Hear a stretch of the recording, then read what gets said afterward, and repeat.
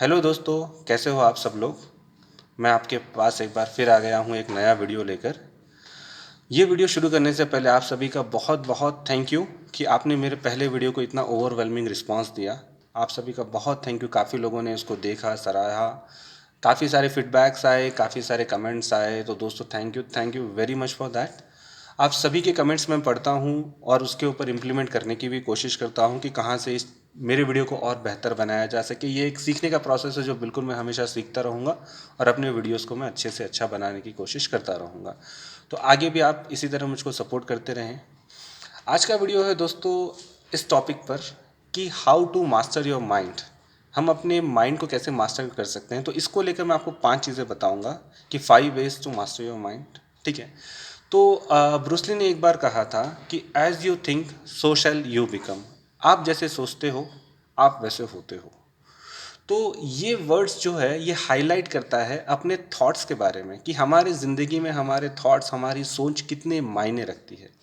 हम जो सोचते हैं हम वही होते हैं, राइट। तो most of us most of us जो भी हम एक्शन लेते हैं, पहले हम एक बार तो ज़रूर सोचते हैं कि ये मैं एक्शन लूँगा तो उसका आउटकम क्या होगा, या फिर मैं ये एक्शन को कैसे लूँगा। तो हम ये हर बार ज़रूर सोचते हैं। तो ऐसी 5 चीज़ें क्या हो सकती है।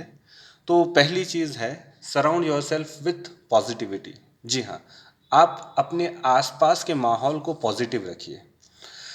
आप नेगेटिविटी एक ऐसी चीज़ है कि बहुत जल्दी आप अट्रैक्ट हो जाते हो उसकी तरफ, बट पॉजिटिविटी अट्रैक्ट करने के लिए थोड़ी सी मेहनत करनी पड़ती है, थोड़ा सोचना पड़ता है, उसके तरफ कदम बढ़ाने पड़ते हैं।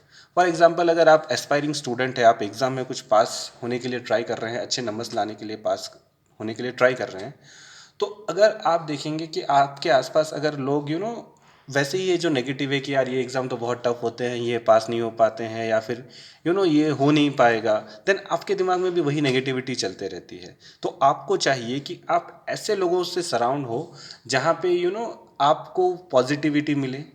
जो लोग खुद पास होने के लिए कोशिश कर रहे हैं हो या पास हो चुके हैं या जो उस लाइंस में आगे बढ़ चुके हैं, आप ऐसे लोगों से जुड़े ताकि आपको भी आइडिया आएगा कि ये कैसे हम आगे बढ़ सकते हैं।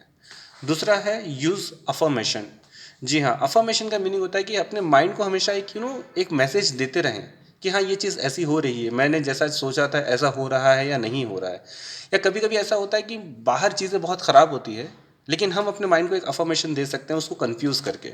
आपने सभी ने एक मूवी देखा होगा 3 इडियट्स, जिसमें आमिर खान का एक फेमस डायलॉग है, ऑल इज़ वेल। एक्चुअली देखने जाए तो कोई बड़ी बात नहीं है, बट अगर आप उसको इम्प्लीमेंट करेंगे तो ये बहुत काम की चीज़ हो सकती है। कि बाहर चीज़ें भले ही बिखरी पड़ी हो, परेशान हो आप, लेकिन अगर आप माइंड को अगर आप अफर्मेशन दे रहे हैं कि ऑल इज़ वेल, होगा, चीज़ें चल रही है, होगी। अगर आप अपने आप को इतना रेजिस्टेंस अगर दे पा रहे हैं, अपने माइंड को इतना अफर्मेशन दे पा रहे हैं, देन दोस्तों ये सबसे इम्पॉर्टेंट चीज़ है अपने माइंड को मास्टर करने के लिए। नेक्स्ट चीज़ है रीड बुक्स। जी हाँ दोस्तों, ये मेरा सबसे फेवरेट टॉपिक है, रीडिंग बुक्स। जी हाँ दोस्तों, तो बुक्स पढ़ने से होता क्या है। बुक्स पढ़ने से होता यह है कि आपका दिमाग खुलता है। आप वो चीज़ें सोच सकते हो जो आपने अपने लाइफ में एनकाउंटर नहीं की है। जैसे कि दोस्तों, अगर मैं किसी हिस्ट्री की बुक्स पढ़ता हूँ या पुराने किसी राजा महाराजा या उनकी बुक्स पढ़ता हूँ या कोई सक्सेसफुल लोग हैं उनके बारे में पढ़ता हूँ, तो ऑब्वियसली मैं हिस्ट्री में नहीं जा सकता। लेकिन उनके बारे में बुक्स पढ़ के या उनके बारे में जो दूसरों ने लिखा है वो पढ़ के हम ये सीख सकते हैं कि उन्होंने क्या चीज़ें प्रैक्टिस की हैं। बुक्स दोस्तों आपको इमेजिनेशन में लेके जाती है। आप अपने दिमाग को खोल सकते हो कि मुझको क्या करना है, लोगों ने क्या क्या तकलीफ़ें सही हैं जो वो सक्सेसफुल हो पाए हैं। जी हाँ।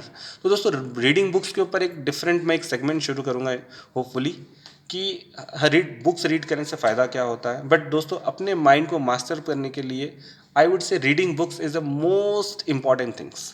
जी हाँ दोस्तों, आप बुक्स पढ़िए, दिन में ज़्यादा नहीं हो, आपसे 15-20 मिनट होता है, आप 5-6 पेजेस पढ़िए या 10 पेजेस पढ़िए, लेकिन रीडिंग बुक्स ये सबसे इम्पॉर्टेंट चीज़ है।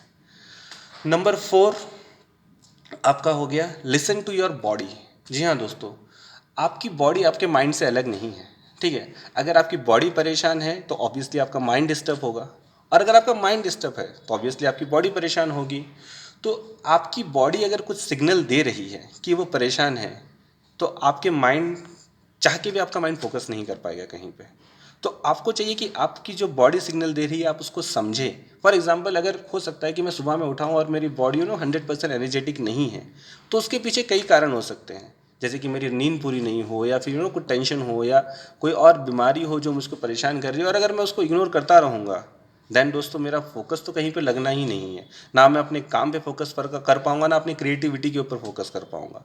तो आपको ये चाहिए कि आपकी बॉडी अगर कुछ सिग्नल दे रही है तो उस चीज़ को आप समझे कि ये क्या हो रहा है मेरे साथ, ना कि उसको इग्नोर करते जाए। तो दोस्तों अपनी बॉडी के सिग्नल को आप समझें।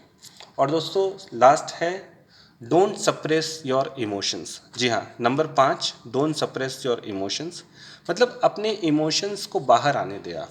ठीक है, ह्यूमन बीइंग ही है, हम इंसान हैं, तो हर तरह की भावनाएं, हर तरह के इमोशंस हमारे अंदर होना लाजमी है, वो होंगे।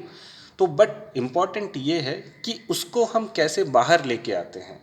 ऐसे है कि अगर फॉर एग्जांपल अगर मुझको गुस्सा आ रहा है, या फिर मुझको कुछ अच्छा लग रहा है, तो ये क्यों हो रहा है मुझको पता होना चाहिए।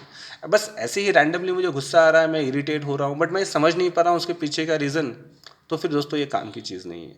आप अपने इमोशंस को समझे कि अगर मैं ये इस वे में रिएक्ट कर रहा हूँ तो क्यों कर रहा हूँ, तो उसके ट्रिगर्स को आप समझे। अगर आपको ये ट्रिगर समझ में आने लग गए, देन आपके इमोशंस को आप कंट्रोल कर पाएंगे। जी हाँ दोस्तों, ट्रिगर्स को समझना बहुत ज़रूरी है कि अगर मैं ऐसे हालात में होता हूँ तो मुझे चिड़चिड़ापन होता है, मुझे गुस्सा आता है, या फिर ऐसे कुछ इमोशंस बाहर आते हैं।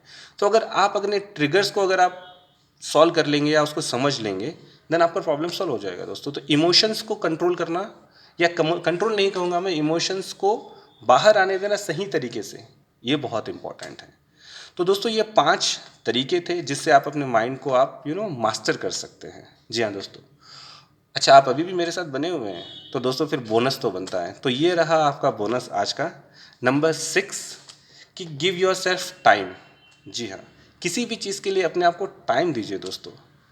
कोई भी चीज़, बड़ी चीज़ अगर आप सक्सेस पाना चाहते हैं किसी चीज़ के ऊपर, तो दोस्तों वक्त तो लगेगा चीज़ों को समझने में, होने में, एक्सपेरिमेंट करने में, फेल होने में, फिर कुछ नया करने में टाइम लगेगा दोस्तों। ठीक उसी तरह अपने माइंड को भी टाइम दीजिए किसी चीज़ को अडेप्ट करने के लिए। आप ये देखिए कि हाँ, मेरा माइंड ये पैटर्न्स पकड़ पा रहा है, अगर नहीं तो क्यों, अगर हाँ तो फिर बहुत अच्छी बात है।